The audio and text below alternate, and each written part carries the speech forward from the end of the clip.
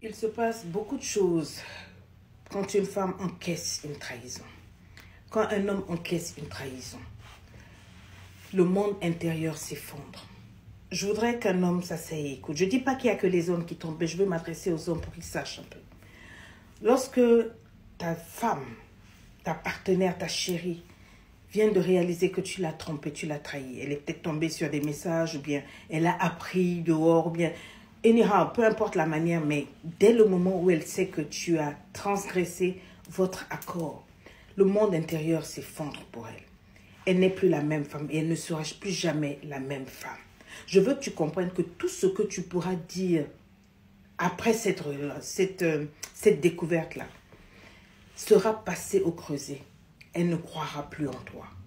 Elle ne pourra plus croire ni en toi. Elle aura du mal à en croire à qui que ce soit d'autre. Que ce soit en amitié, en relation et en elle-même, c'est un effondrement. Ta parole, elle va douter. Quand tu diras même la vérité, elle ne te croira pas. Elle te traitera de menteur, même si elle ne te le dit pas. En deuxième point, elle va perdre la foi en elle, la confiance en elle. Parce qu'elle va se poser la question, mais après tous les efforts que j'ai faits, toi tu as l'impression peut-être que non, elle ne faisait plus d'efforts, mais elle t'a donné le meilleur qu'elle avait. Et elle va se dire, mais après tout ce que j'ai fait comme effort, je pense quand même que j'étais belle, je pense quand même que j'ai fait ceci, je pense quand même qu'on a construit quelque chose. Il a piétiné ça pour une autre. Elle ne va plus croire en elle. L'amour pour elle-même va être remplacé par la haine de soi. Elle va se détester. Elle va douter d'elle, de son intelligence, de sa beauté, de ce qu'elle est. Elle va douter de tout. Et à partir de maintenant, elle va douter de la vie. Quand quelqu'un va parler, elle va dire, moi je suis nulle. Moi je suis ceci. Moi je suis cela. Ça va downgrade dans sa vie. À partir de ce moment-là, quand elle va voir les autres femmes, il y a une sorte de haine, de double compétition qui sera enclenchée en elle. Quand elle va voir une femme, elle sera intimidée, un peu apeurée. Elle aura l'impression que celle-là aussi va venir, si ce n'est pas pour prendre le mari, c'est pour prendre ceci. Elle n'aura plus confiance en qui que ce soit. Ça va tellement loin. L'impact d'une trahison, c'est une déchirure émotionnelle, une déchirure spirituelle, une déchirure où elle va tomber dans la culpabilité. Elle va dire, qu'est-ce que j'ai fait ? Qu'est-ce que j'ai pas fait? Elle va se poser mille et une questions. Elle va tomber en insomnie. Elle va se sentir mal. Elle aura du mal à se voir même nue toute seule. Elle aura du mal à se voir belle. Elle aura du mal à se voir femme. Elle va perdre confiance en elle, en la vie et même en son Dieu. Une trahison, ça implique tellement de choses. Ses enfants vont la voir pleurer. Vos enfants vont la voir pleurer. Elle va s'oublier. Elle va se négliger. Elle va se laisser aller. Elle va appeler la mort. Est-ce que tu comprends, mon ami? C'est pourquoi, lorsque cet incident-là se fait, ce n'est pas un incident, ce n'est pas un accident, mais lorsque ça arrive, et que, malgré tout, elle décide de faire le travail du pardon pour que vous continuiez dans cette relation, qu'elle décide d'essayer de construire encore quelque chose avec toi, je vais te demander ceci. Il va falloir que tu sois patient. Il va falloir que tu sois mûr. Parce que ça demande beaucoup d'efforts, d'énergie. Hors de question qu'elle te pardonne et que tu continues à garder contact avec ces femmes dehors. C'est pas possible. Avec cette femme ou d'autres femmes, non. Il faut que tu montes un changement radical pour la permettre de se reconstruire. Il faut que tu ouvres ton téléphone. Il n'y a plus aucun mot de passe ou que ce soit. Qu'elle ait accès à tout. Il faut que tu deviennes nu et transparent. Il faut que tu travailles sur ton humilité, que tu lui demandes pardon autant de fois que possible. Si tu as demandé pardon hier, demande pardon aujourd'hui, ce matin, à midi et le soir. Quand tu la vois attristée, traumatisée, viens, serre-la dans tes bras, demande pardon. Mets-toi à genoux. Il y a des gens qui vont dire, je ne demande pas, mon frère, pas. Je parle ici de ces hommes qui veulent reconstruire, qui savent qu'ils ont des trucs, qui sont cassés.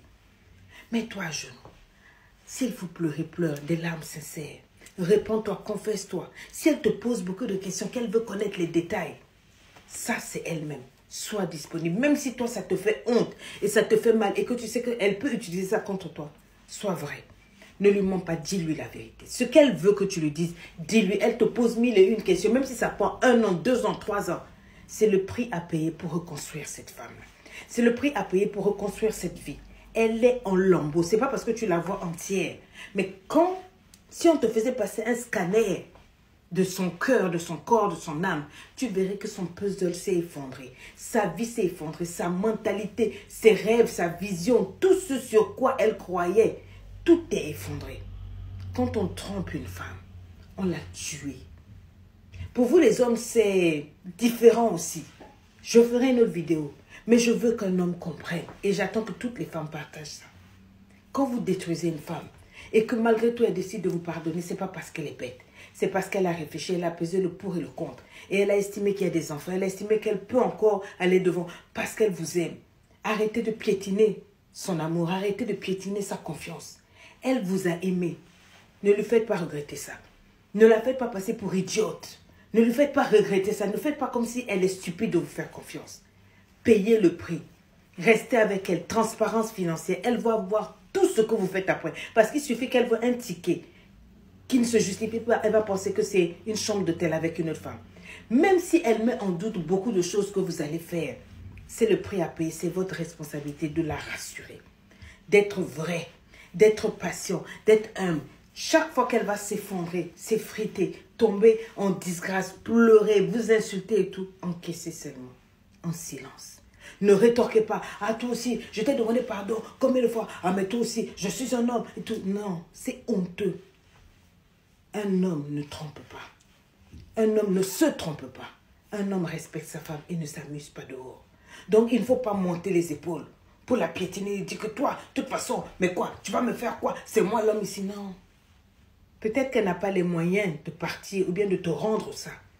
Mais ne pense pas que le ciel n'a pas vu. Quelqu'un va te rendre ça, même dans un autre secteur de ta vie, là où tu vas mettre ton cœur et ton trésor. Quelqu'un va te trahir, te tromper, tu ne vas pas en revenir. Parce que la vie, là, ce que l'on sait, moi, c'est un conseil, reconstruis ta femme. Un conseil, prends le temps de reconstruire cette femme que tu as brisée, que tu as destituée. Un conseil, humilie-toi, cherche son pardon, cherche à l'aider à guérir, parce que c'est toi qui as fait ça. Tu as occasionné ça. Guéris ta femme. Guéris-la. Je répète, guéris ta femme, guéris-la. Soigne-la. Parce que c'est toi qui as détruit cette femme-là. Je suis disponible pour les coachings de couple. Je vous attends.